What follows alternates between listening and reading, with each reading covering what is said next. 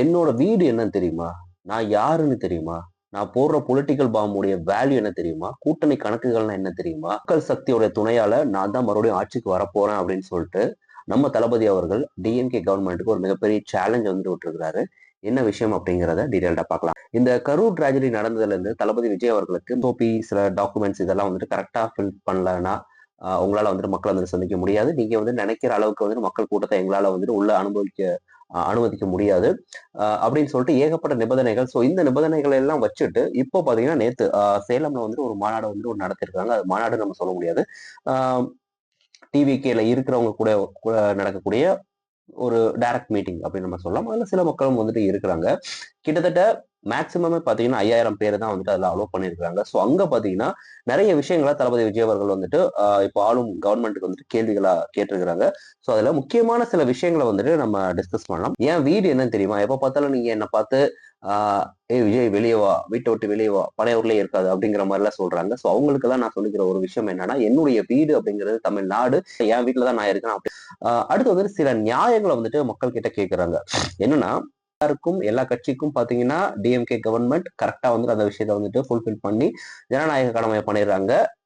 எங்க டிவிகேவை தவிர. டிவிகே போறப்ப மட்டும் வந்து பாத்தீங்கன்னா மக்களை மீட் பண்ணிட்டு எங்க விஜயோடைய செல்வாக்கு உயர்ந்துருமோ இல்ல வந்துட்டு எல்லா வீட்லயும் இருக்கிற அந்த மக்கள் சக்தி எல்லாம் ஒன்று திரண்ட டிஎம்கே கவர்மெண்ட்டுக்கு ஆப்போசிட்டா இருக்கக்கூடிய இந்த டிவிகே கட்சியை ஜெயிச்சு ஆட்சி கட்டில வந்து உட்கார வச்சிருவாங்க அப்படிங்கிற ஏகப்பட்ட கனவுகளை எல்லாம் வந்துட்டு பிளாஸ்ட் பண்ணணும் அப்படிங்கறதுக்காக தான் வந்துட்டு என்ன மக்கள் கிட்ட டைரக்டா வந்துட்டு சந்திக்க விடாம வந்துட்டு இந்த கவர்மெண்ட் எந்தெந்த விதத்துல எல்லாம் வந்துட்டு ப்ரெஷர் பண்ண முடியுமோ அவ்வளவு ப்ரெஷரை கொடுக்குறாங்க. ஸோ அது எல்லாத்தையும் வந்துட்டு நான் மக்கள் கிட்ட தானே சொல்ல முடியும், அதனாலதான் நான் உங்ககிட்டயே வந்துட்டு சொல்றேன் அப்படிங்கிற மாதிரி சொல்றாங்க. அடுத்து ஒரு கியூட் வீடியோ ஒண்ணு நான் பார்த்தேன். ஸோ அதுல வந்துட்டு அந்த அம்மா கிட்ட வந்து எல்லாரும் கேட்கறாங்க, நீங்க யாருக்கு ஓட் போடுங்க அப்படின்னு சொல்றப்போ பின்னாடி இருந்து அந்த பசங்க பாத்தீங்கன்னா ஆனா விஜய்க்கு சொல்லுமா அப்படிங்கிற மாதிரி சொல்றாங்க. ஸோ நீங்க இதை கண்டினியூஸா சொல்லிட்டு இருங்க.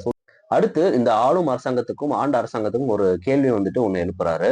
உங்களுக்கு திராணி இருந்தா தனி ஆளா வந்துட்டு சொந்த காசுல வந்துட்டு கட்சி ஸ்டார்ட் பண்ணி இப்போ மக்கள் கிட்ட 30% பக்கத்துல வந்துட்டு ஓட் பேங்க் இருக்கு அப்படின்னு இருக்கும் இல்லையா சர்வே இதெல்லாம் வந்துட்டு சொல்லுது இல்லையா. ஸோ அந்த மாதிரி உங்களால வந்துட்டு நிறைவேற்ற முடியுமா, அந்த திராணி உங்களுக்கு இருக்கு அப்படிங்கிற மாதிரி வந்துட்டு ஒரு கேள்வியை வந்துட்டு கேட்கிறாரு. மக்களுக்கு நல்லது பண்ணணும்னு நினைக்கிறேன்னா அந்த ஆட்சி கட்டில வந்து உட்காருவேன், மக்களுடைய சக்திகள் கூட வந்துட்டு என்ன துணை நின்று நல்ல அதிகாரிகளுடைய துணையோட வந்துட்டு நான் அந்த இடத்துக்கு வந்து கண்டிப்பா வந்து நிற்பேன், உங்களுக்கு நல்லாட்சி தருவேன் அப்படிங்கிற மாதிரி தளபதி விஜய் அவர்கள் சொல்றாங்க. இது இல்லாம நிறைய கேள்விகளை வந்துட்டு முன்ன வைக்கிறாங்க. இப்போ தமிழ்நாட்டுல வந்துட்டு சட்டம் ஒழுங்கு பிரச்சனை வந்துட்டு இருக்கு. இளைஞர்களுடைய கரெக்டான வேலை வாய்ப்பு கிடையாது, பெண்களுடைய பாதுகாப்பு அப்படிங்கிறது அறவே கிடையாது. அது இல்லாததுனாலதான் அண்ணா யூனிவர்சிட்டி, சென்னை அண்ணா யூனிவர்சிட்டியில ஒரு ப்ராப்ளம். அண்ட் கோவையில வந்துட்டு ஒரு பொண்ணுக்கு வந்துட்டு ஒரு சின்ன ஒரு பாலியல் துன்புறுத்தல் அந்த ப்ராப்ளம் நடந்தது. இப்போ தமிழ்நாட்டுல பாத்தீங்கன்னா கிட்டத்தட்ட 40% மேல இந்த 4-5 வருஷத்துல பாத்தீங்கன்னா போக்சோல அரெஸ்ட் பண்ணப்பட்ட ஆட்களுடைய எண்ணிக்கை ஜாஸ்தியா இருக்கு. அடுத்த பாயிண்ட் அவர் சொல்றது என்னன்னா, இவர் எப்ப பார்த்தாலும் வந்து இப்ப ஆளும் அரசாங்கத்தை மட்டும் தான் வந்துட்டு டார்கெட் பண்றாரு, வேற யாரையுமே வந்து டார்கெட் பண்ண மாட்டாரு அப்படின்னு சொல்றப்போ என்னுடைய டார்கெட் அப்படிங்கிறது ஆளும் கவர்மெண்ட்டை தூக்கிட்டு அந்த இடத்துக்கு வரணும் அப்படிங்கிறது தான். மக்கள் ஆல்ரெடி டெலிட் பண்ண ஒரு கட்சியை ஒரு பார்ட்டியை நான் ஏன் வந்துட்டு தாக்கி அந்த ஒரு என்னுடைய இதை வந்து நான் டைவர்ட் பண்ணணும் அப்படிங்கிறத வந்துட்டு கொஸ்டினா எழுப்புறாரு. ஆப்வியஸ்லி அது கரெக்ட் தான் வந்து சொல்லிட்டு எனக்கு தோணுது. அடுத்து ஒரு பொலிட்டிக்கல் பாம்புன்னு நான் இந்த விக்ரவாண்டி ஸ்பீச் நடக்கிறப்ப வந்து நான் போட்டேன். என்னன்னா, அடுத்து ஒரு பொலிட்டிக்கல் பாம்பு ஒன்று நான் இந்த விக்ரவாண்டியுடைய ஃபர்ஸ்ட் ஸ்பீச்ல ஒன்று போட்டேன். என்னன்னா, ஆட்சியில பங்கு, அதிகாரத்துல பங்கு அப்படிங்கிறது ஸ்டாலின் ஐயா அவர்கள் சொன்னது என்னன்னா, தமிழ்நாடை பொறுத்த வரைக்கும் இந்த ஆட்சியில அதிகாரத்துல பங்கு அப்படிங்கிறது வந்து நடைமுறைக்கு சாத்தியம் இல்லை அப்படிங்கிற மாதிரி சொல்லியிருக்காங்க. அவர் சொன்ன இந்த நியூஸ் அவர் கூட அலைன்ஸ் வைக்கணும்னு நினைக்கக்கூடிய இந்த பெரிய கட்சிகளுக்கு எல்லாத்துக்குமே ஒரு ஷாக்கிங் நியூஸா இருக்கும்னு நினைக்கிறேன். நீங்க வந்து ஓட்டு போடணும் அப்படின்னு வர்றப்ப வந்துட்டு இவங்க எல்லாருமே வந்து உங்களுக்கு நிறைய பணம் கொடுப்பாங்க. அந்த பணத்தை எல்லாம் வாங்கிட்டு அவங்க காதலையும் செவிலையும் வந்துட்டு விசில ஊதி அனுப்புங்க அப்படிங்கிற மாதிரி ரொம்ப காட்டமா வந்துட்டு தளபதி விஜய் அவர்கள் சொல்றாங்க. சோ அது இல்லாம வந்து ஒரு புது ஸ்ட்ராட்டஜியை வந்துட்டு அவரு பிளே பண்ணாரு. மக்கள் கிட்ட வந்து கனெக்ட் பண்ணணும் இல்லையா. சோ அதனால என்ன பண்றாருன்னா ஒரு ஒரு பிளட்ஜ் மாதிரி வந்து ஒண்ணு நெஞ்சில கை வச்சு நான் சொல்றதை சொல்லுங்க அப்படிங்கிற மாதிரி சொல்லி அவங்களே வந்துட்டு சொல்ல வச்சுட்டு சோ அந்த விஷயத்த வந்துட்டு கனெக்ட் பண்ணிக்கிறாரு. சோ இது என்னன்னா, இது வரைக்கும் தமிழ்நாடு அரசியலும் சரி இல்ல இந்திய அரசியலும் சரி எந்த ஒரு பொலிட்டீஷியனும் பண்ணதே இல்லையோ அப்படிங்கிற மாதிரி வந்துட்டு எனக்கு தோணுது. சோ இது எல்லாமே பாத்தீங்கன்னா மக்கள் கிட்ட அவர் சொன்ன இந்த கான்வர்சேஷன் ஈஸியா கனெக்ட் ஆகுறதுக்கு வந்துட்டு ஒரு சூப்பரான ஒரு விஷயமா தோணுது. சோ இதுதான் அவர் பேசுனது. இந்த விஷயம் ஓரமா இருக்கட்டும். நம்ம தமிழக முதல்வர் ஐயா ஸ்டாலின் அவர்கள் பாத்தீங்கன்னா தமிழ்நாடு ஃபுல்லா இருக்கிற எல்லா விமென்ஸ் ஃபேமிலி விமென்ஸ் எல்லாருக்கும் யார் யாரெல்லாம் 1000 ரூபாய் மாசம் மாசம் வாங்கிட்டு இருக்காங்களோ அவங்க எல்லாத்துக்குமே வந்துட்டு உங்களுடைய அக்கௌண்ட்ல நான் 5000 ரூபாய் போடுறேன். ஏன்னா இந்த நெக்ஸ்ட் 2 மந்த்ஸ் பாத்தீங்கன்னா இந்த தேர்தல் இந்த விஷயங்கள் எல்லாத்தையும் வந்து பிஸி ஆயிடுவாங்க. எலெக்ஷன் கமிஷன் கிட்ட இருந்து வந்து உத்தரவு வரக்கான வாய்ப்புகள் இருக்கு. நீங்க யாருக்கும் இந்த எலெக்ஷன் டேட் அனௌன்ஸ் பண்ணதுக்கு அப்புறம் பணம் கொடுக்க கூடாது, பணம் பட்டுவாடா செய்யக்கூடாது அப்படிங்கிற மாதிரி. இது உங்க பணம் தான். அட் த சேம் டைம் வந்துட்டு இது நான் உங்களுக்கு கொடுக்கக்கூடிய ஒரு சலுகை அப்படிங்கிற மாதிரி வந்து அவர் சொல்லியிருக்கிறாரு. அண்ட் இந்த சர்ப்ரைஸ் மட்டும் இல்லாம நம்ம ஆட்சிக்கு வந்ததுக்கு அப்புறம் 2.2 திராவிட மாடல் வந்ததுக்கு அப்புறம் இது இன்னும் உயர்த்தப்படும் அப்படிங்கிற மாதிரி ஒரு சூப்பர் விஷயத்தை வந்து சொல்லியிருக்கிறாரு.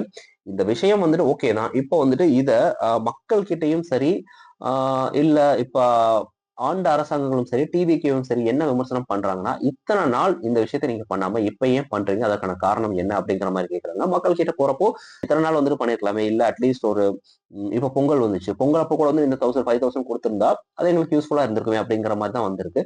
ஸோ இந்த அமௌண்ட் ஷேரிங் விஷயத்தை பொறுத்த வரைக்கும் plus and minus positive and negatives அந்த மாதிரி தான் வந்துட்டு ரெண்டும் கலந்து தான் வந்துட்டு ஃபீட்பேக்கா வந்திருக்கு.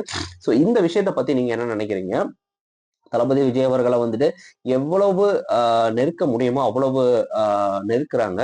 ஒரு பக்கம் படம் இஷ்யூ, இன்னொரு பக்கம் சிபிஐ இஷ்யூ. இதுக்கு இடையில வந்து இந்த பொலிட்டிக்கல்லையாவது மக்கள் கிட்ட டைரக்டா அவங்க கான்வர்சேஷன் பண்ணி தன்னுடைய அந்த பலத்தை நிரூபிக்கலாம். அப்படி பாத்தீங்கன்னா அப்படி முடியாது அப்படிங்கிற மாதிரி இந்த கரூர் டிராஜடி இதை வச்சு முன் வச்சு 5000 பேருக்கு தான் அனுமதி, இத்தனை பேருக்கு தான் அனுமதி அப்படிங்கிற மாதிரி வந்துட்டு சில விஷயத்த முன் வச்சு அனுமதி மறுக்கப்படுது.